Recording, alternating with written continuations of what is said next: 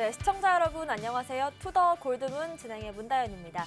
지금 시점을 기준으로 보면 비트코인이 한화 기준으로 6천만 원 선을 오르내리고 있고 알트코인들에는 조금씩 매수세가 붙고 있는 모습입니다. 그 말인 즉슨 이제 오르는 코인들은 오른다 이런 뜻으로도 보이는데요. 앞으로 오를 코인들 투더 골드문 함께 하시면서 잡아가시길 바라겠습니다. 그리고 지금 시장이 어떤 호재에 반응을 하는지 그리고 아직까지 어떤 악재들이 남아있는지 투더 골드문 함께 하시면서 잡아가시길 바라겠습니다. 오늘 함께 해주실 두 분의 전문가님들 모셔보겠습니다. 먼저 코인사부님 안녕하세요. 반갑습니다.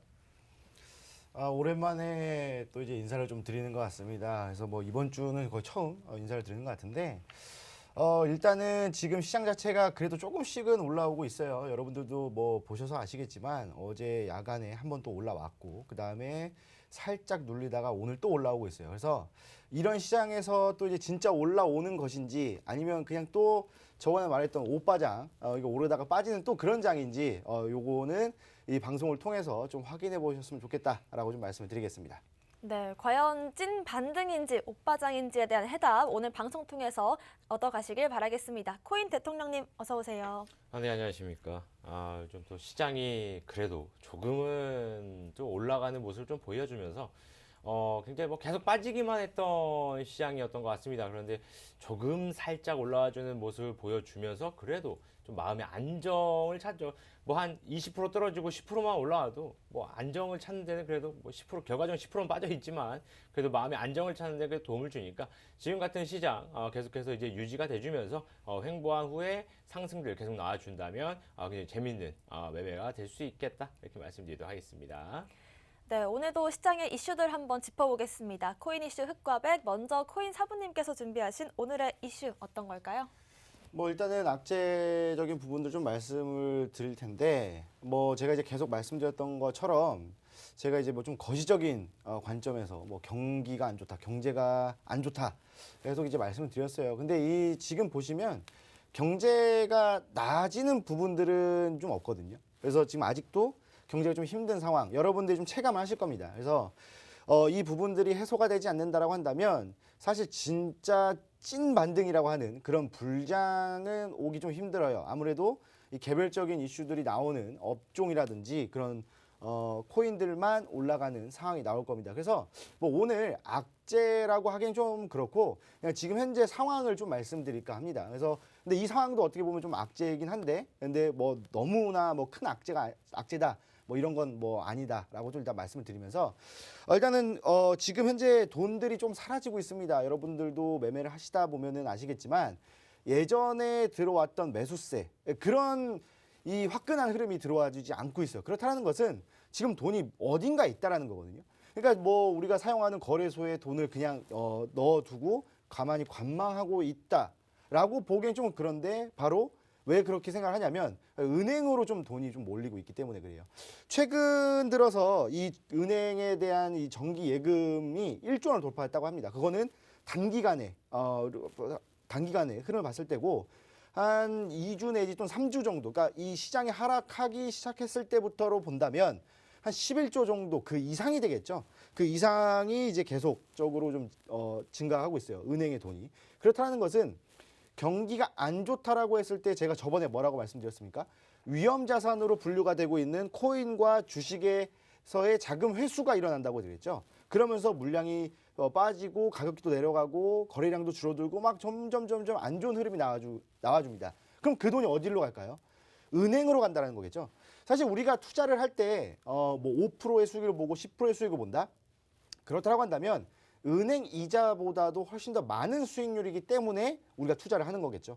은행 이율 뭐 2%, 3%라고 하지만 그건 연이율로 따지는 거고 우리가 매매를 할 때는 우리가 딱 그 매매한 부분에서만큼의 5%, 10%이기 때문에 우리가 상당한 고수익률이라고 얘기를 할 수 있겠죠. 하지만 원금 보장이 되지 않고 위험자산 분류가 되기 때문에 이런 시장에서는 은행으로 자금이 쏠리게 돼 있습니다. 아무래도 원금 보장이 되고 조금이라도 이익을 보기 위한 움직임으로 이 예치금 자체가 엄청나게 지금 현재 증가를 했고 당분간 계속 증가를 할 것 같아요. 그렇다고 한다면 정말 뭐 예전에 그 올 초에 여러분들 아시겠지만 뭐 그냥 사놓고 자고 일어나면은 막 100% 올라가 있고 200% 올라가 있고 그런 엄청난 유입은 아직까지는 조금 기대하기 힘들다라고 좀 말씀을 드리고 싶고요. 그렇다라고 했을 때 우리가 뭐 아까 뭐 내려왔다가 뭐 더 이상 추가적인 하락은 없겠지만 계속 올라갔다 내려왔다는 이런 횡보하는 시장이 조금 더 지속될 것 같다라고 좀 말씀을 드리겠습니다. 네, 확실히 이 코인 자체가 위험 자산으로 분류가 되기 때문에 이 전반적인 시장 상황을 짚어보는 게 중요할 것 같은데요. 은행으로 좀 돈이 들어가면서 코인과 주식 쪽에 있는 자금이 회수되는 현상이 나오고 있고 앞으로 당분간 좀 지속되면서 코인 쪽으로 자금이 몰리는 현상까지는 조금 더 기다려봐야 되지 않을까 이렇게 보입니다. 코인 대통령님의 오늘의 악재 어떤 걸까요? 악재도 악재인데 네. 나와서는 안 되는 그런 악재이지 않나. 네. 일단 뭐 확정된 건 아닙니다. 확정된 건 아닌데 우선은 이제 많이들 사용을 하실 겁니다. 그리고 모르시는 분이 없을 정도의 거래소죠. 업비트 거래소가 오늘 공판이 있었다고 합니다. 어제였나요? 오늘이었나요? 잘 모르겠어요. 자, 아무튼 공판이 있었는데 자, 혐의 내용은 이거였습니다. 이제 그 1,500억 원 정도를 이제 편취를 했다. 근데 이제 쟁점이 된 거는 뭐 두 가지였다고 합니다. 어떤 거였냐면 자, 우선은 뭐 가짜 아이디를 만들어서 2017년부터 가짜 아이디를 만들어서 뭐 활동을 해가지고 투자자들과 같이 매매를 통해서 뭐 이제 1,500억 원 정도의 뭐 이제 그 부당 수익을 뭐 빼돌리려고 했다. 요게 이제 혐의인데 여기에서 이제 재판부에서도 이제 이런 이야기가 나왔습니다. 두 가지 뭐 좀 명확하게 해달라 이런 이야기였는데 어떤 거였냐면 실제로 정말 허위된 그 아이디를 만들어서 가짜 아이디를 만들고 그 다음에 실제로 돈이 들어간 게 아니라 포인트 충전식에 돈을 넣어놓고 그걸로 허위 매수를 한 것이냐 아니면 실제로 아이디가 있고 돈도 다 있는데 이제 업비트 측에서 회원인 척 해서 이제 투자자인 척해서 돌렸느냐 이거를 좀 명확하게 해달라. 라고 했는데 뭐 업비트 측의 이제 변호사님께서는 돈은 있었다. 확실히 이제 뭐 그런 포인트식은 아니다. 뭐 이렇게 말씀은 했다고 합니다. 그래서 일단은 오늘은 이렇게 됐고 뭐 재판부 같은 경우에서도 이제 뭐 검사 측과 이제 좀 말 좀 맞추어서 혐의 좀 맞춰서 갖고 와라. 이렇게 해서 다음 공판은 내년 2월 11일로 다시 좀 미뤘다고 하는데 자, 우선은 좀 충격적이죠. 예, 굉장히 충격적입니다. 이거는 좀 있어서는 안 되고 설사 그랬다 하더라도 막 예를 들어서 진짜 뭐 실제로 돈을 뭐 1,200억 정도 넣어가지고 매매를 돌리고 한다고 하더라도 이게 일단은 혐의 자체가 그런 의문이나 의심을 들게 하면 안 되거든요. 이거 포인트 아니냐? 이거 그냥 전산으로만 이렇게 만진 거 아니냐? 아니면 이제 뭐 그런 거 많지 않습니까? 예전에도 이런 적이 있었습니다. 제가 이제 몇 개월 전이었어요. 몇 개월 전이었는데 그 거래소 이름은 제가 기억이 안 납니다. 그래서 기사가 나왔고 뭐 거래량의 뭐 95%가 허위였고 뭐 장부 거래였고 등등해서 뭐 이제 검찰 조사를 받고 압수수색을 받고 어쩌고 했었는데 제가 그걸 그대로 그냥 기사 내용을 읽었었는데 뭐 그 거래소 측에서는 그때 이제 저를 고소를 했었죠. 허위 사실이다. 저는 기사를 읽은 것뿐인데 보고 계십니까? 예, 기각당했죠. 자, 그런데 이거 일단은 저도 이제 뭐 제 허무맹랑하게 뭐 허위 사실을 말하는 게 아니라 기사 내용 그대로 말씀을 드리고 있는 겁니다.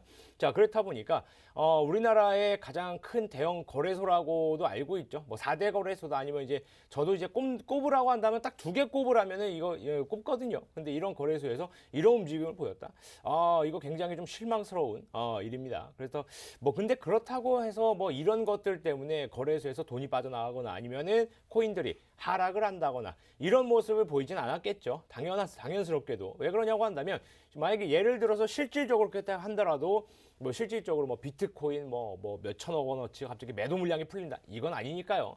매도 물량이 풀리지 않는다면 패닉셀도 나오지 않을 거고요. 매물 출회도 나오지 않을 거기 때문에 실질적인 하락은 의미가 없다. 실질적인 하락은 나오지 않는다라고 좀 볼 수 있겠고 예전에 이제 크레이그 라이트가 이제 뭐 내가 뭐 얼마를 갖고 있고 이거를 다 팔아버리겠다. 이때랑은 좀 얘기가 다르죠. 그렇기 때문에 거래소 한 곳에서 뭐 이런 문제가 발생을 했다고 하더라도 뭐 그리고 또 시장이 또 개별적으로 존재를 한다고 하더라도 이 뭐 거래소 하나 때문에 시장이 뭐 무너지거나 그러진 않습니다. 왜 그러냐면 자, 여기서 만약에 뭐 업비트에서 이런 이슈가 나왔어요. 그래서 업비트에 비트코인이 막 갑자기 2천만 원 가 있습니다. 자, 그럼 어떻게 될까요?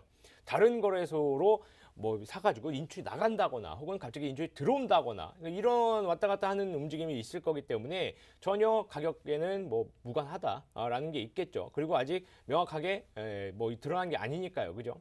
우리나라는 무죄 추정의 원칙을 가지고 있죠. 입증을 해내야만 유죄가 되는 거니까요. 아직은 유죄가 아니다. 그렇기 때문에 뭐 그렇게 큰 악재라기보다는 그래도 이런 의심이나 이런 것들이 좀 나온다라는 게 또 그리고 또 우리나라에 손꼽히는 거래에서 나왔다는 게 조금 실망스러울 뿐입니다.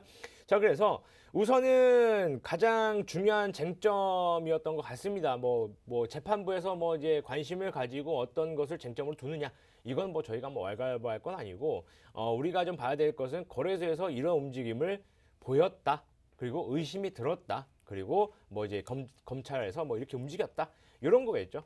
자, 우리나라 대형 거래소에도 이런 움직임을 보인다라고 한다면 제가 항상 말씀드리는 게 우리나라 뭐 4대 거래소 있죠. 여러분들 뭐 이름만 대면 다 아실 거래소들. 그 4대 거래소 정도를 제외하곤 나머지 거래소들은 정말 비일비재하게 일어나지 않나. 그냥 이렇게 조금 판단해 볼 수도 있겠죠. 대부분 보면 업비트 같은 경우에서는 회원 수도 많고 투자자도 많기 때문에 일 거래량이 굉장히 많습니다. 그리고 이제 거래소의 가장 큰 수입원은 우리 투자자분들이 투자하는 거래 수수료겠죠. 자, 이런 것들로 이제 뭐 서버를 운영을 하고 나 회사를 운영을 하고 등등 하겠는데 제가 계속 말씀드리는 이 소형 거래소들, 신생 거래소들 같은 경우에서는 어떻게 되겠습니까? 예를 들어서 정말 한번 예를 들어보겠습니다. 우리나라의 대기업이 뭐 S기업이 갑자기 뭐 거래소를 진출한다. 이래가지고 거래소를 딱 냈어요. 자, 근데 그런 경우 같은 경우에서는 뭐 일단 이름도 있겠지만 브랜드 파워도 있겠지만 기본적으로 뭐 망하거나 그러지 않는다는 거죠. 왜? 자본력이 있기 때문에. 자, 그런데 지금까지 나와 있는 중소형 거래소들 자본력이 있는지 일단 의심이 되는 부분들이 있죠. 그렇기 때문에 이렇게 찾아보면은 이벤트를 많이 합니다. 뭐 평생 수수료가 무료라는 둥, 뭐 들어가서 가입을 하면 비트코인을 뭐 10,000원을 준다. 비트코인 10,000원이 도대체 무슨 소용이 있겠습니까? 뭐 그거를 준다는 둥, 그죠? 100% 올라가면 20,000원 되는 거예요. 아무튼간에 뭐 그렇게 해서 이제 뭐 투자자를 유치를 하겠죠. 자, 그런 다음에 문제는 뭐냐면 바로 서버 운영이라던가 그런 것들을 수수료, 투자자분들의 거래 수수료로 충당을 해야 되는데 뭐 사람들이 많이 없기 때문에 거래 수수료 자체가 많이 안 나올 수 있다라는 거죠. 그럼 어떻게 되겠습니까? 거래소에서 만질 수 있다라는 겁니다. 자, 대형 거래소에서도 이런 의심이나 이런 것 때문에 압수수색을 받고 그랬는데 중소형 거래소는 어떻겠습니까? 암암리에 다 할 수 있다라고 저도 판단이 되기 때문에 항상 말씀드리지만 우리나라 그냥 큰 거래소, 4대 거래소 아니면 그냥 해외 거래소를 이용하셔도 돼요. 큰 거 많잖아요. 그죠? 바이낸스나 후업이나 뭐 이런 데를 사용하시는 게 낫지 중소형 거래소는 어떤 이벤트나 뭐 달콤한 한다고 하더라도 이용을 안 하시는 게 여러분들 투자금을 지키는 데 가장 큰 도움이 되지 않을까 이렇게 말씀드리도록 하겠습니다. 네, 몇 년 전에도 그리고 지금도 아직까지 나오고 있는 이 거래소의 전산 조작 이슈 한번 다뤄봤는데요. 아직까지는 좀 의심 정황이 포착됐다 정도지만 앞으로 또 새로 진행되는 소식이 있다면 다뤄보도록 하겠습니다. 그리고 또 거래소를 이용할 때 주의하셔야 될 점 항상 강조하고 있으니까 여러분들 꼭 지켜주시길 바라겠습니다. 이번에는 호재 이슈 한번 짚어볼게요. 코인사부님, 오늘의 호재 좀 충격적인 소식인데요. 너무나도 충격적이에요. 이게 왜 이런 흐름이 나오는지 제가 저번 주에 아마 중국에 대한 이야기를 좀 해드렸던 것 같아요. 네. 그래서 사실 뭐 중국 같은 경우는 여러분도 아시다시피 이 코인 시장, 이 가상화폐 시장에 대한 제재를 상당히 많이 하고 정말 적극적으로 하는 국가 중에 하나인데, 그래서 제가 이제 저번 주에도 말씀드렸던 것처럼 뭔가 이제 실제로 그런 건 아닌데 이것들을 조금 매도해가지고 좀 여론을 조성을 해가지고 좀 제재를 하는 상황, 이런 상황들이 좀 많이 만들어졌었는데 그게 이제 NFT라고 그때 말씀을 드렸습니다. 그런데 또 이제 이런 이슈가 나왔어요. 중국에서 크리스마스 이브날 이제 얼마 안 남았죠? 내일인데 내일 바로 이제 NFT 코인을 발행한다고 합니다.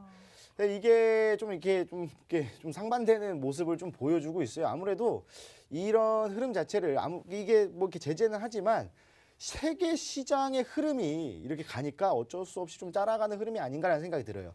일단 기본적으로 이제 공영 매체죠. 중국의 언론사에서 이 사진 컬렉션이 있습니다. 이 11장에 대한 이 사진 컬렉션인데 이 11장마다 한 장마다 10,000개의 코인을 이제 해가지고 총 11만 개. 근데 거기다가 플러스 1, 뭐 특별한 숫자라고 합니다. 그래서 11만 1개를 발행을 한다고 해요. 그래서 우리가 NFT 코인을 뭐 이제 뭐 게임에서도 사용을 하고 우리가 뭐 이제 메타버스에 사용을 하고 그다음에 하나가 더 뭐가 있겠습니까? 바로 조각 투자.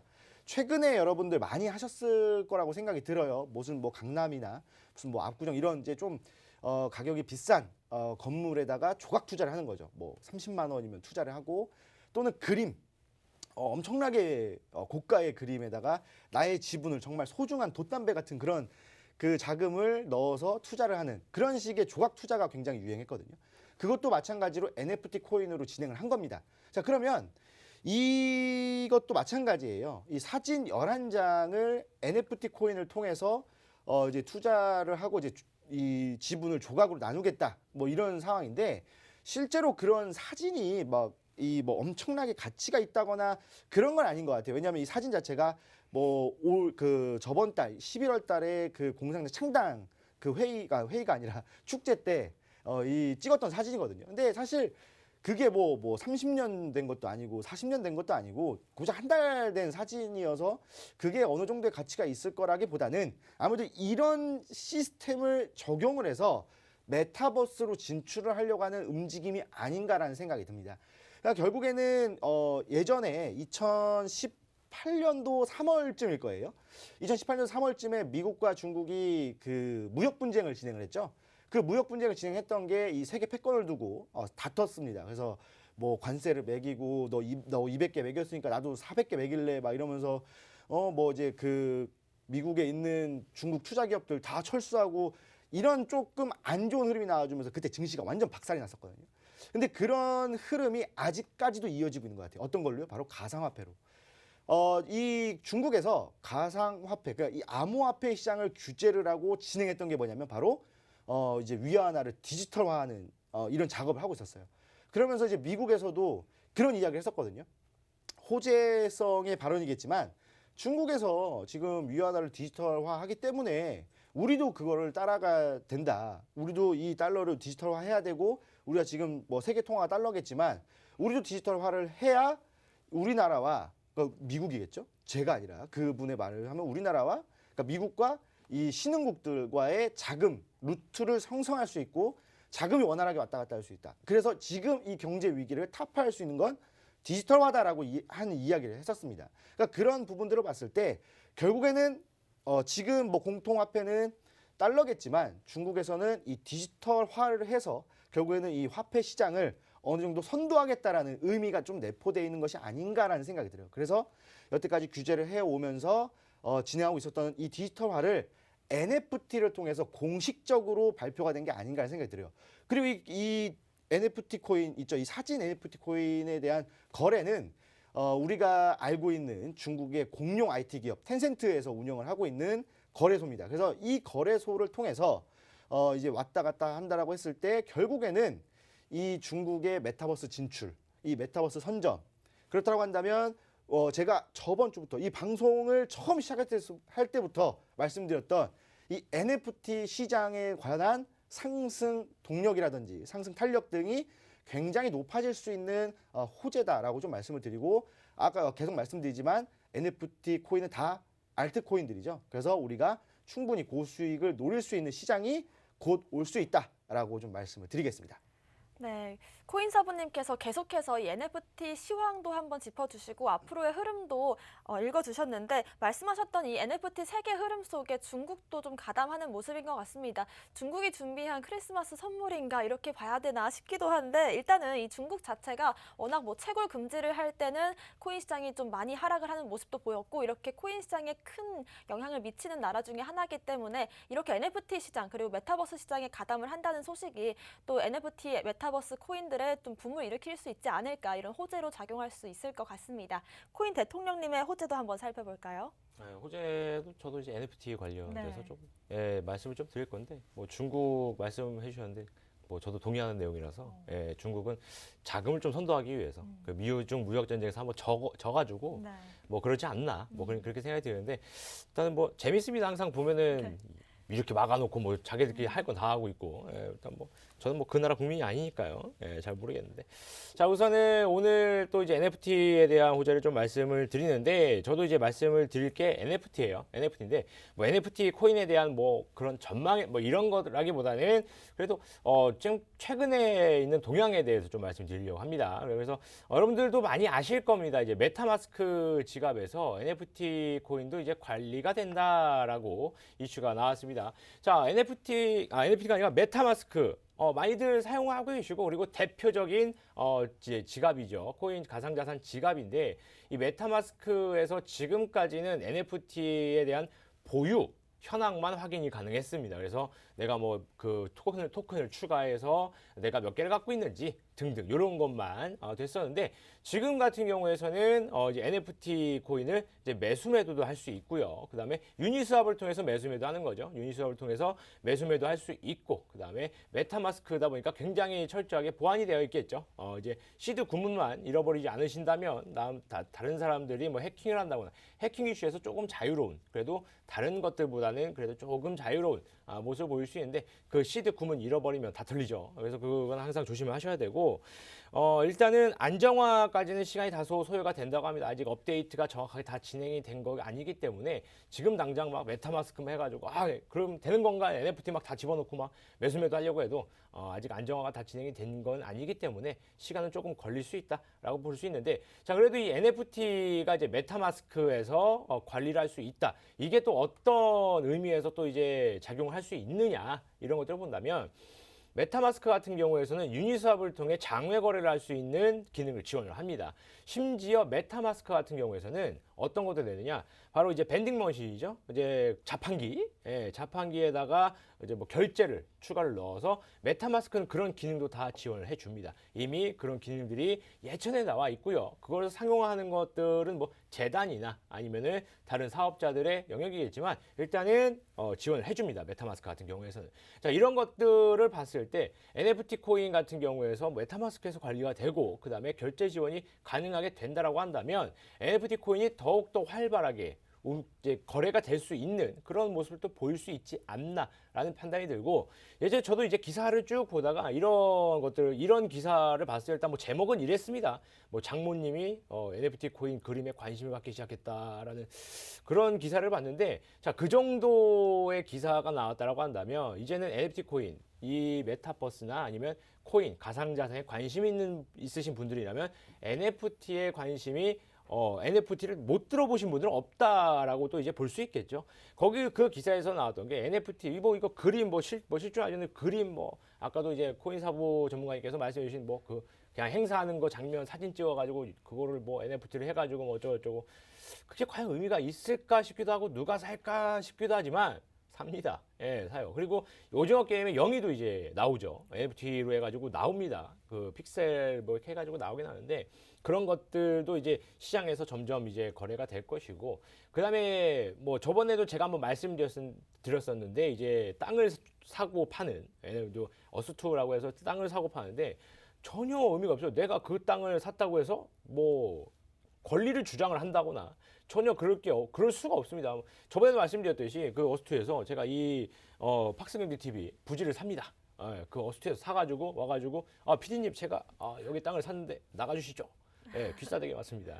그게 이게 안 좋은데, 근데 그걸 누가 살까? 라고 판단은 하겠지만 거기서 실제로 거래가 일어나고 있어요. 그리고 오히려 초창기에 시작한 사람들은 굉장히 재미를 많이 봤다고 합니다. 뭐 루브르 박물관에서 뭐 부지도 사고, 뭐 저 왜 사는지 저도 일단은 왜 사는지 모르겠습니다만 사고 있다고 합니다. 그래서 뭐 매매가 일어나고 있고, 뭐 수집욕이라던가, 뭐 그래도 NFT 뭐 그래요. 크립토키티 같은 경우에서는 뭐 인정은 하겠지만 뭐 그런 뭐 수집욕을 자극을 한다던가 그렇다고 한다면 NFT 굉장히 좋겠죠. 자, 이런 것들과 접목을 시켜봤을 때 이 NFT 코인 매수 매도를 메타마스크에서 진행을 할 수가 있다라고 한다면, 이제 뭐 굉장히 이제 프라이빗한데 원래시니까요. 거기서 이제 왔다 갔다 매매도 하고, 그다음에 이제 장외 거래도 이제 건드릴 수 있는 거기 때문에, 뭐 예를 들어서 내가 뭐 코인 대통령 코인을 NFT 코인으로 돼 있어가지고 다 매수 매도를 하고 싶은데 거래소에 상장이 안 돼 있어요. 그런 것들도 이제 메타마스크를 통해서, 유니스왑을 통해서 장외 거래에서 매매를 할 수도 있기 때문에, 이런 것들을 봤을 때는 오히려 좀 더 매매를 조금 더 촉진시켜 줄 수 있는 그런 이슈가 아닌가 이렇게 돼서 NFT 시장도 올라가주고 현물 시장도 올라가주는 그런 촉진제가 되지 않을까 이렇게 말씀드리도록 하겠습니다. 네, 코인 이슈 흑과 백 오늘은 NFT 시장의 호재들로 한번 채워봤습니다. 저희는 잠시 뒤에 코인콕으로 돌아오겠습니다.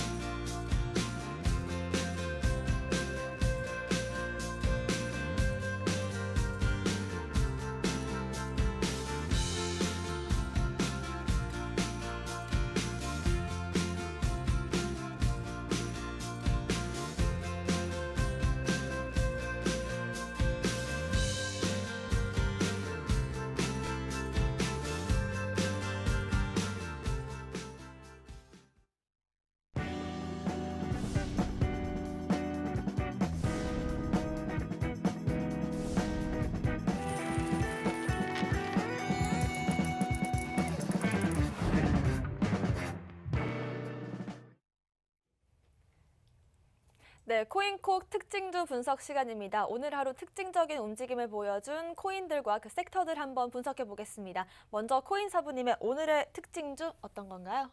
요거를 제가 좀 그 예전에 좀 준비를 했다가 오늘도 또 다시 갖고 나왔습니다. 그래서 네. 오늘 제가 특징을 좀 보여주는 코인. 그러니까 뭐 오늘만 엄청나게 급등한 건 아닙니다. 급등한 건 아니고 이제 앞으로의 좀 특징을 보여줄 만한 코인이 뭐가 있을까라고 봤을 때 제가 계속적으로 말씀드렸던 강조해드렸던 게 이 NFT, 그다음에 이제 메타버스 뭐 이런 것들인데 그런 쪽으로 조금 관련이 이제 다리를 걸치려고 하는 그런 코인을 갖고 나왔습니다. 바로 이 헤데라라는 코인인데 여러분 다 아실 겁니다. 예전에 이제 헤데라 해시그래프라는 코인이었었는데 뭐 지금은 이제 이름 좀 잘라서 사용을 하고 있는데 이 헤데라 같은 경우에는 이제 메타버스로의 진출을 조금 이제 가속화하고 있다라고 좀 보시면 될 것 같아요.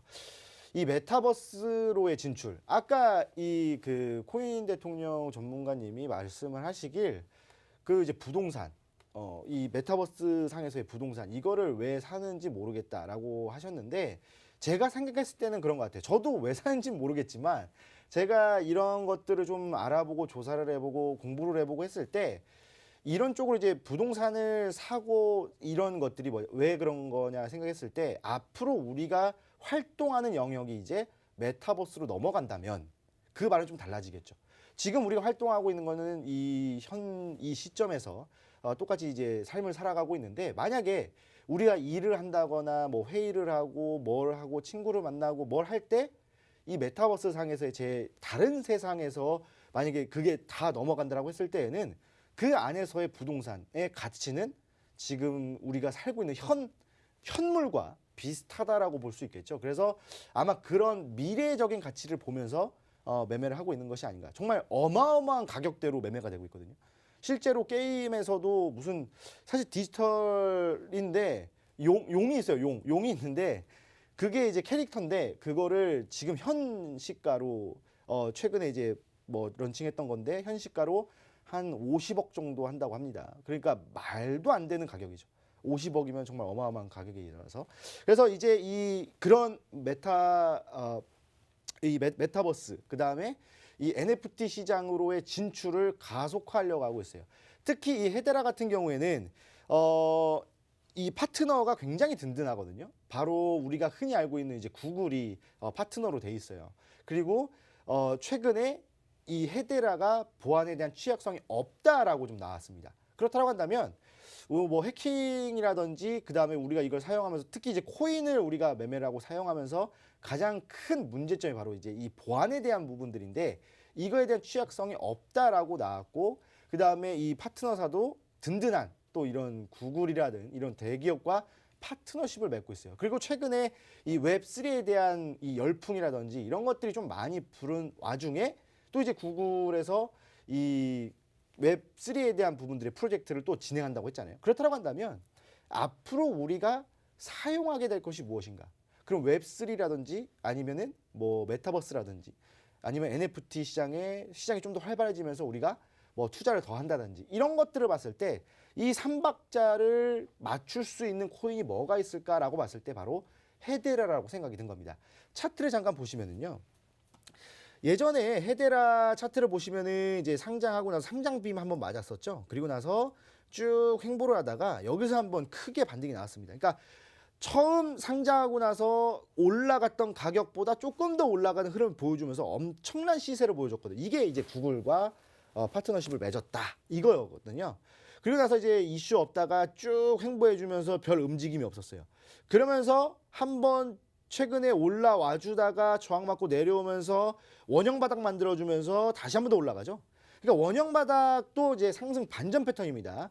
근데 이제 원형 바닥 만들어주면서 여기서 상승 한번 했죠. 이때도 구글에 대한 이슈가 나오긴 했었어요. 근데 뭐 파트너십을 맺었다 이게 아니라 뭐 맺은 건 예전에 나왔으니까 뭐 잘 일을 하고 있다 이 정도였거든요. 그런데 올라갔다라는 거예요. 그만큼 그 기업에 대한 뭐 브랜드 파워라든지 이런 것들이 출중하다라는 거겠죠.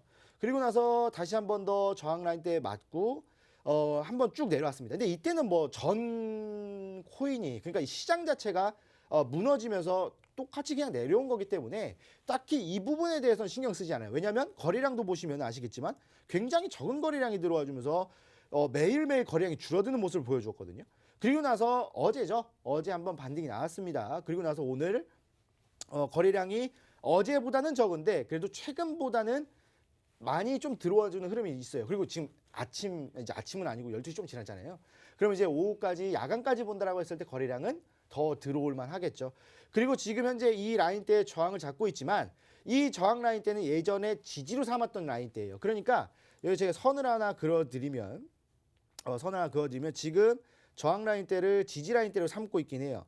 그러면 제가 저번에도 말씀드렸던 것처럼 강력한 저항 라인대는 뭐라고요? 강력한 지지 라인대로 만들어준다고 했잖아요. 그럼 예전에 지지를 받았던 구간에서 한번 반등이 나오고 그리고 나서 여기서 지지 라인대 잡아주고 한 번 더 올라가 주다가 이 시장 때문에 어쩔 수 없이 내려왔는데 이 저항 라인대를 지금 오늘 또 저항을 받고 있어요. 어제도 저항을 받았고 근데 오늘이나 내일 이 저항 라인대를 돌파를 한다면 이것을 지지 라인대로 삼아서 충분히 예전에 한번 올려주었던 가격 뭐 600원이라든지 이 정도까지도 한번 노려볼 만 하겠죠. 더군다나 이 저항 라인대 지지 라인대가 예전에 올라왔었던 돌파를 했었던 이 장대 양봉 중간값으로 지금 현재 설정이 돼 있죠. 그럼 여기서도 뭐 오늘 아니더라도 내일 이 라인대를 양봉으로 거대한 양봉 또는 거래량을 동반하는 양봉으로 돌파를 했을 때에는 이때처럼 추가적인 상승이 한 번 더 있을 수 있다. 그렇다고 한다면 600원 이상도 볼 수 있는 코인이 되겠죠. 그래서 이 앞으로 우리가 매매를 했을 때 이제 뭐 모멘텀이라든지 그 이상의 수익을 노려보려면 이런 부분들 제가 계속 말씀드렸던 앞으로 우리가 어느 쪽을 사용할 것인가 그럼 어느 쪽으로 돈이 몰릴 것인가 라고 봤을 때에는 저는 뭐 메타버스나 아니면 이 NFT 쪽으로 상당한 돈이 몰릴 것 같다고 생각이 들거든요. 그래서 이 헤데라 여러분들 관심 종목에 넣어두시고 좀 지켜보시면 좋겠다라고 좀 말씀을 드리겠습니다. 네, 메타버스의 다리를 걸치려는 코인 헤데라였습니다. 지금 뭐 특징적인 움직임을 보여주고 있지만 옆에 별표 표시 누르시고 좀 관심 있게 보시는 것도 좋을 것 같습니다. 오늘 코인 대통령님의 특징주도 한번 살펴볼까요? 굉장히 코인 사모님께서 굉장히 맥을 짚는 네. 얘기를 또 그렇죠. 빨려 메타버스 들어갈 것 쪽으로 같아요. 이제 네. 넘어간다면 부동산 필요하겠죠. 저희도 만약에 메타버스상에서 이런 방송을 한다고 한다면 네. 이런 방송도 필요할 거고. 예, 근데 언제 그럴지 모르겠지만. 네, 아무튼 지금은 좋은 현생에 얘기. 집중을 하고 있는 네, 상황이라. 그렇죠. 그래서 네. 굉장히 앞서 나가시는 분인 것 같고, 저는 오늘 얘기 드릴 건 구시대의 산물이죠. 비트코인 좀 얘기를 하려고 합니다. 네. 그래서 오늘 말씀드린 건 비트코인인데, 비트코인, 굉장히 뭐 지금 빠르게 변화하고 있는 것도 이제 암호화폐 시장이고, 가상자산 시장이고, 현 시대겠지만, 비트코인 안 볼 수가 없겠죠. 뭐 옛날에 뭐 삼국 시대 때 뭐 제사장이 뭐 향로 올리고 뭐 제사 지내고 뭐 그런 정도의 그 시대의 산물은 아닌데, 그래도 나온 지 그래도 뭐 얼마 되진 않았죠. 그래도 초창기에 나오기 맨 처음 나온 코인이라는 상징성은 가지고 있지만 그래도 얼마 되진 않았는데 굉장히 구시대의 산물이다. 이제는 뭐 굉장히 뭐 올드하다. 기술력이 굉장히 떨어진다. 뭐 이런 얘기가 나올 만큼 굉장히 시대가 빠릅니다. 자, 그래도 비트코인은 봐야 된다. 왜 그러냐고 한다면 그나마큼 상징성이 있기 때문에 비트코인의 가격이 제일 높은 것일 수도 있고요. 그 다음에 비트코인은 뭐 할 수 있는 게 없어요. 그렇지만 이 비트코인이 어떤 역할을 하느냐. 화폐 역할을 딱 한 군데에서 해주죠. 바로 거래소에서. 바로 비트코인과 거래상으로 묶여 있는 거래소 같은 경우에서는 비트코인 화폐 역할을 해주고 있기 때문에 또 이제 주의 깊게 봐야 된다라고 판단이 됩니다. 그래서 일단은 예측 같은 경우에서도 굉장히 많이 나오고 있어요. 52,000달러를 돌파했을 때 상승장이 나온다라는 예측이 나오고 있습니다. 자, 그런데 이런 예측은 제가 항상 말씀드리지만 뭐 지금 처음 말씀드린 것 같은데 뭐 예전에 많이 말씀드렸어요. 항상 말씀드리지만 그냥 신경 안 쓰셔도 됩니다. 솔직히 말해서 52,000달러 뭐 예를 들어서 뭐 이렇게 말씀드리면 뭐하지만 지금 5,900만 원이에요. 6,300만 원 돌파하면은 이제 7,000만 원 가고 8,000만 원 가고 다시 불장 온다. 누가 이런 얘기 못 합니까? 그죠? 그리고 또 이건 예측 아니겠습니까? 예측은 나중에 뭐 그렇게 안 되면 예측이었어요. 안 됐나 보네요. 투자 시장에 100%가 어디 있습니까? 이런 얘기 하죠. 그리고 또 항상 또 이제 내려갈 때는 항상 이런 얘기가 나와요. 뭐 5만 달러를 이탈하게 되면 뭐 추가적인 하락이 누구나 알 수 있는 얘기죠. 그죠? 예, 자, 초등학교에서 6학년이 되면 내년에 중학교를 당연한 얘기를 하고 있는 겁니다. 당연한 얘기를 하고 있는 거기 때문에 근데 그건 정해지지 않으니까 초등학교 6학년, 중학교 1학년인데 당연한 얘기지만 해외로 유학 갈 수도 있잖아요. 그죠? 그럴 수 있기 때문에 그런 것과 똑같은 얘기다. 그래서 어떤 가격적인 예측 여기 돌파하면은 상승 오고 이탈하면 하락 오고 이런 예측들이 난무한다고 하더라도 이런 것들로 투자에 많은 영향을 받진 마시고 참고만 하시면 돼요. 참고만. 자, 왜 그러냐고 한다면 이런 지표들도 똑같아요. 예를 들어서 어느 선 지지저항 라인 때에 딱 맞으면 컴퓨터가 지지저항 라인에 이탈해 못 뚫고 떨어져야지 이렇게 떨어지는 게 아니라 이런 것들을 봤을 때 투자자들이 여기 저항이네? 그러면은 나도 떨어질 수 있으니까 나도 빼야지. 이렇게 생각을 하면서 매도세가 일어나면서 실제로 그런 모습을 보여준다는 거예요. 자, 지금 차트를 보시면서 말씀드리면 자, 이쪽 라인이죠. 저항 라인이에요. 딱 보시게 되면 여기 딱 맞으면서 지금 거래소나 아니면은 비트코인 블록체인에서 8천만 원 떨어져야지 이게 아니라는 거예요. 8천만 원까지 올라왔고 맞고 떨어졌어요. 지금 8천만 원에서 저항을 이 시기에는 올해 4월 달이죠. 이 시기에서는 여기가 저항 라인인지도 몰라요. 그냥 계속 올라가는 라인이었어요. 왜? 그전 가격이 8천만 원 되지 않았기 때문에. 그래서 1억 간다, 어디 간다, 달나라 가자, 이러면서 이제 그러고 있었는데 맞고 떨어졌습니다. 그리고 나서 밑에서 움직이다가 다시 한번 올라왔어요. 자, 그리고 8천만 원 찍었습니다. 그리고 떨어져요. 자, 왜? 여기서 떨어졌기 때문에. 이 4월 달에 한번 떨어졌었기 때문에 여기 저항 아니야? 그러면 못 뚫으면은 떨어지겠네? 그러면 나는 8천만 원 일단 매도를 쳐야 되겠다 라는 생각으로 매도를 했겠죠. 왜? 거기서 사신 분들은 3,500만 원, 4천만 원 라인대에서 사신 분들이라는 거예요. 그죠? 자, 그렇기 때문에 여기서만 샀다고 하더라도 2배 이상의 수익입니다. 2배 이상 수익이 났기 때문에 난 8천만 원 그냥 매도해야겠다. 매도 땅 해버리니까 어떻게 됩니까? 그대로 또 내려가죠. 그리고 나서 이평선 맞고 다시 올라와 주면서 또 맞았어요. 그리고 어떻게 또 내려갑니다. 왜? 역시나 여기도 맞고 떨어졌고 여기도 맞고 떨어졌기 때문에 또 대다수의 투자자들이 여기서 매도해야지 라는 생각으로 계속 매도를 던진다는 거예요. 자, 그러면은 어떻게 이런 저항 라인대를 뚫고 올라가느냐? 많은 투자들이 이렇게 해서 또 8천만 원 또 떨어지는 거 아닌가요? 근데 예전에도 이런 라인대는 많았거든요. 이 라인대도 많았죠. 이 라인대도 있고요. 이 라인대도 있고 여기는 어떻게 돌파가 된 건가요? 자, 이런 것들은 어디서 매수가 들어와야 되느냐? 기관 투자자들이 매수를 해줘야 된다는 거예요. 개인 투자자들이 저항 라인에 매물 던지고 있는 거를 기관 투자의 모든 걸 다 매물 소화해주면서 계속 매수를 해주니까 매도가가 높아지고 계속 상승을 한다라는 거죠. 자, 근데 기관 투자들이 그 전까지 계속 그런 모습을 보여주면서 상승을 해줬다라는 겁니다. 자, 그런데 지금은 아직 그런 모습은 보이지 않고 기관 투자자도 살짝 소극적인 모습을 보여주면서 많이 매수를 못했어요. 실제로 이 당시 4월달 올해 초였죠. 올해 초에서 이제 4월, 5월까지 어떤 이슈들이 계속 어떤 기사들이 나오고 이슈들이 나왔었냐면 바로 기관에서 매수를 많이 해주고 있다. 그리고 기관들이 다 자금 투입이 뚜렷하게 보인다. 이런 것들이 나와주면서 계속 했단 말이에요. 그리고 나서 쭉 떨어지는 이 시기에는 기관 투자들이 조금 매수세가 주춤하다. 이래버리니까 그대로 내려가는 겁니다. 계속해서 매도세는 나오니까요. 자, 그래서 비트코인 이 가격적인 부분들 좀 봐야 됩니다. 뭘 봐야 되느냐? 올라가는지 저항대를 뚫는지. 자, 그런 것들을 본다면 우리가 저기 기관 나스닥 전화해갖고 샀어요. 이거 물어볼 수는 없잖아요. 그죠? 이런 것들을 통해서 기관 투자자들이 매수를 늘리고는 있는지 아니면 축소를 했는지 아니면 홀딩을 하고 있는지 이런 것들이 판단이 가능하다라는 거예요. 그래서 기관 투자자들이 어느 정도 비트코인에 대한 뭐 매수세가 좀 더 회복이 되고 확대가 된다면 시장은 전체적으로 상승을 시켜주는 호재성으로 다가올 수 있다. 그래서 비트코인의 가격은 매번 주식 보실 때 여러분들 딱 뭐부터 봅니까? 삼성전자 보죠. 비트코인부터 보시면 될 것 같습니다. 네, 차트에 심리가 녹아있다는 말이 오늘 코인 대통령님의 차트 분석을 통해서 와닿는 것 같습니다. 앞으로 비트코인이 어떻게 될지에 대한 궁금증이 있으신 분들 많으셨을 것 같은데 거기에 대한 해답이 됐을 것 같습니다. 그럼 바로 코인콕 오늘의 공략주도 한번 살펴보겠습니다. 코인사부님, 오늘의 공략주는 어떤 걸까요? 뭐 제가 항상 말씀드리고 있는 이 NFT 관련돼 있는 코인을 또 갖고 나왔습니다. 좋습니다. 일단은 제가 오늘 갖고 나온 이 코인은 여러분들 너무나도 잘 알고 있고 최근에 너무나도 관심을 받고 있는 코인, 바로 이 폴리곤이라는 코인이 되겠습니다. 폴리곤 최근에 굉장한 또 기업과 또 이제 뭐 대내 만에 뭐 이러면서 좀 진행이 됐었죠. 근데 이 폴리곤이라는 코인 같은 경우에는요, 이 기본적으로 우리가 알고 있는 이더리움 있잖아요. 이 이더리움의 문제점들을 굉장히 많이 보완을 한 코인이라고 좀 보시면 될 것 같아요.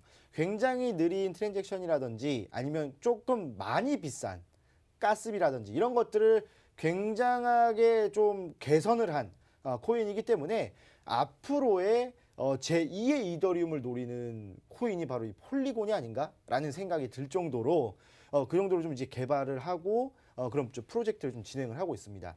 더군다나 이 NFT 마켓에서 좀 큰 마켓이라고 알고 있는 이제 오픈시에서 채택을 했거든요. 폴리곤을 어떤 채택을 했냐면 그 안에서 통용되는 화폐로서 채택을 했습니다. 그렇다라는 것은 제가 저번에 말씀을 드렸던 이 사이트 안에서의, 그러니까 이제 이 마켓 안에서의 화폐로서 사용할 수가 있다라고 한다면 정말 굉장한 흐름이 아닌가? 굉장한 첫 발을 내딘 게 아닌가라는 생각이 들어요. 아까 이제 코인 대통령님이 말씀해 주셨던 이 비트코인의 딱 한 가지의 장점, 바로 이 현금으로서의 장점이잖아요. 그러니까 거래상으로 묶여 있는. 그렇다고 했을 때 다른 마켓으로 옮겨갔을 때 그게 이제 화폐로서의 가치를 진행한다면 충분히 우리가 매매해 볼 만한, 투자해 볼 만한 가치는 있다라고 좀 말씀을 드리겠습니다. 자, 거기다가 이제 안전하고 강력하죠. 그리고 이제 확장성 자체가 너무나도 좋아요. 그래서 특히 안전하다라는 거에 좀 중점을 두고 매매를 하신다면은 이 폴리곤이 앞으로 어떤 성장을 할지 정말 눈에 띄는 그런 성장을 할 수도 있다라고 좀 생각이 들거든요. 게다가 뭐 지금 뭐 이더리움 같은 경우에도 많이 사용을 하고 있지만, 그러니까 이더리움 기반을 둔 많은 코인들이 많아요. 그런데 가장 큰 문제점이 느리고 그 다음에 너무 비싸요. 가스비가. 근데 그것들을 다 개선을 했기 때문에 굉장한 효율성이 좀 이제 부각이 된다라고 좀 말씀을 드리고요. 차트를 보시면은요, 이 폴리곤 같은 경우에는 이제 이게 주봉이거든요. 근데 주봉을 보시면 처음에 이제 상장했을 때 또 엄청난 또 상장 빔이 나왔습니다. 상장가보다도 이제 5배 정도 올라가준 흐름을 보여주면서 쭉 내려왔다가 여기서 추가적인 하락 없이 반등했다가 슬쩍 눌리면서 뭐예요? 다시 원형 바닥 패턴을 만들어주죠. 그리고 나서 쭉 올라가면서 아직도 올라가지고 있어요. 그리고 이제 거래량 같은 경우에도 눌릴 때 매집 거래량 보여주면서 상승했을 때 이제 매수세 들어오는 거래량 보여주고 오늘 또 올라가는데 거래량이 줄죠. 근데 이 주봉이기 때문에 물론 이제 좀 더 봐야 되겠지만 제가 봤을 때 거래량은 저번 주보다 많을 거로 좀 예상이 됩니다. 자, 근데 일봉을 보시게 되면은요, 예전에 한번 이제 올라섰다가 그 다음에 눌렸었죠. 눌렸다가 다시 한 번 더 올라와주는, 그러니까 지지라인대를 잡아주면서 올라오는데, 아까 이제 그런 말씀하셨잖아요. 왜 지지라인대가 뭐 딱 터치를 하면은 뭐 시스템에서 지지라인대다 올라가자 하면서 올라가는 게 아니라 실질적으로 이 구간에서 뭐 어떤 것들을 진행하냐면 심리를 이용을 하는 거예요. 그러니까 이제 지금 기술적 분석 같은 경우에는 너무나도 많이 사용을 하고 있고 우리가 쉽게 서적으로도 만나볼 수 있고 특히 인터넷으로도 너무 많이 검색할 수 있어요. 그러면 우리가 지지와 저항 라인대를 쉽게 분별할 수 있고 판단할 수가 있다란 말이에요. 그러면 우리가 이걸 믿고 있기 때문에 그래요. 여기가 지지 라인대니까 올라가겠구나. 매수해야지 이러면서 매수세가 들어온 거란 말이에요. 여기서. 그러니까 이것들은 다 투자 심리가 다 작용이 되는 거기 때문에 뭐 지지라인 때라고 해서 무조건 사야지, 저항라인 때라고 해서 무조건 팔아야지 이런 건 없습니다. 왜냐하면 만약에 여기서 저항라인 때가 여기서 이제 존재를 하잖아요. 여기서 존재를 하는데 여기서 그러면은 이거 여기 저항라인 때니까 난 이거 팔아야겠다라고 한다면 어떻게 되겠습니까? 추가적인 상승을 노릴 수가 없었다라는 거겠죠. 근데 지금 차트를 보시면 추가적인 상승이 나오고 있다는 말이에요. 그러면은 지금 이 코인이라든지 지금 현재 이 차트에 녹아져 있는 심리 같은 경우에는 추가적인 상승을 노리고 들어간다. 그럼 어디까지 올라갈 수 있냐? 이걸 좀 판단을 해본다면 예전에 올라갔다가 눌렸던 이 중간 라인 때 어디 정도냐면 한 4,000원 정도 그 정도까지 볼 수 있다는 얘기예요. 왜냐하면 중간 값이 한 3,500원 정도로 책정이 되거든요. 그러면 3,500원 그럼 어떻게 되겠습니까? 거기서 심리가 더 불러일으키면서 매수세가 들어와서 500원 정도는 금방 더 올라간단 말이에요. 그렇다고 했을 때 충분히 우리가 수익을 볼 수 있는 그런 가능성을 만들어줄 수 있는 코인이 아닌가. 그리고 앞으로도 우리가 볼 수 있는 우리가 이제 사용을 했을 때 충분한 메리트가 있는 코인이다라고 좀 말씀을 드릴게요. 자, 그래서 요 폴리곤은요 매수가는 지금 현재 3,300원인데 3,200원 이하로 내려오면은 매수하는 게 좋습니다. 그리고 목표가는 4,000원 이상을 보시면 추가적인 매수세로 인해서 충분히 매도할 수가 있다라고 좀 보고요. 그래도 이제 손절가는 필요하겠죠. 손절가는 2,350원인데 2,350원은 예전에 저항 라인대로 존재했던 구간이어서 여기를 이탈하면은 정리를 하시는 게 좋다라고 좀 말씀을 드리겠습니다. 네, 좋습니다. 폴리곤 매매 전략 살펴봤고요. 코인 대통령님의 오늘의 코인도 한번 공개해 주시죠. 오늘도 이제 굉장히 제가 좋아하는 그런 차트로 된 걸로 가지고 나왔습니다. 바로 1인치 네트워크입니다. 일단 뭐 이름 자체가 뭐 1인치 왜 1인치냐라고 한다면 뭐 저도 잘 모르겠어요. 뭐 헤드윅을 보고 만든 헤드윅은 3인치인데 아무튼 간에 일단 디파이에서 쓰이는 코인입니다. 디파이 쪽이고 그다음에 뭐 NFT 쪽을 계속 강조를 해 주시고 있어서 저는 또 이제 그렇다면 NFT랑 같이 갈 수 있는 거는 디파이 쪽이지 않나 이런 생각으로 이런 판단으로 또 인해서 이제 디파이 쪽을 저도 이제 보고 있는데 차트가 굉장히 제가 좋아하는 차트입니다. 뭐 지지와 저항 라인대가 있는 건 아니고 그냥 바닥에 있는 거 그냥 이런 것들로 가거든요. 저는 좀 이제 현실적으로 좀 투자를 이제 조언해 드릴 때 이런 말들을 많이 들어요. 이제 제 지인분들이나 아니면 제 지인의 지인분들이 굉장히 코인을 많이 하는데 오늘 번 거 다 날렸네 뭐 이런 얘기가 많이 한다고 해요. 그래서 이제 저한테 좀 물어봐라라고 하면은 저는 항상 그러거든요. 하지 마셔라. 왜 열심히 벌어가지고 근데 뭐 또 투자는 항상 해야 되니까. 그래서 이제 항상 말씀드리고 항상 이제 추천드리는 코인들이 바로 이런 바닥에 있는 거예요. 자, 그분들이 왜 오늘 번 거 다 잃었네라는 이야기를 할까요? 바로 막 몇십 층, 몇백 펜트하우스에서 그냥 펜트하우스로 그냥 바로 진입해버리니까 그런 겁니다.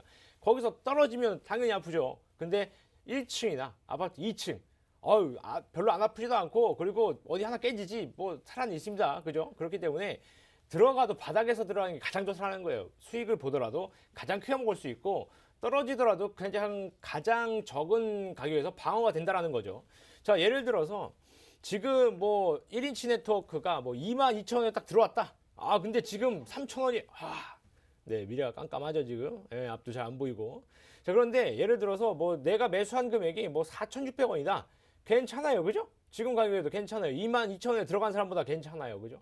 그렇기 때문에 보유가 가능하고 보유가 가능하기 때문에 수익적으로 올라올 때까지 냅뒀다가 매도하는 그런 수익 매매를 할 수 있다라는 겁니다. 자, 그래서 1인치 네트워크 굉장히 차트적으로 좋습니다. 뭐 일단은 상장하고 상장빈 맞은 거는 뭐 어떤 코인도 다 똑같으니까 뭐 이런 거 없는 것도 있는데 대부분 뭐 이렇게 되니까 일단 똑같은 움직임 보였고요.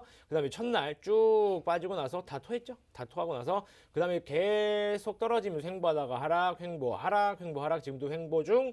그다음에 지금 최근에 보면은 움직임이 어떻게 돼 있다? 바로 살짝 반등 주려고 하고 있습니다. 그죠?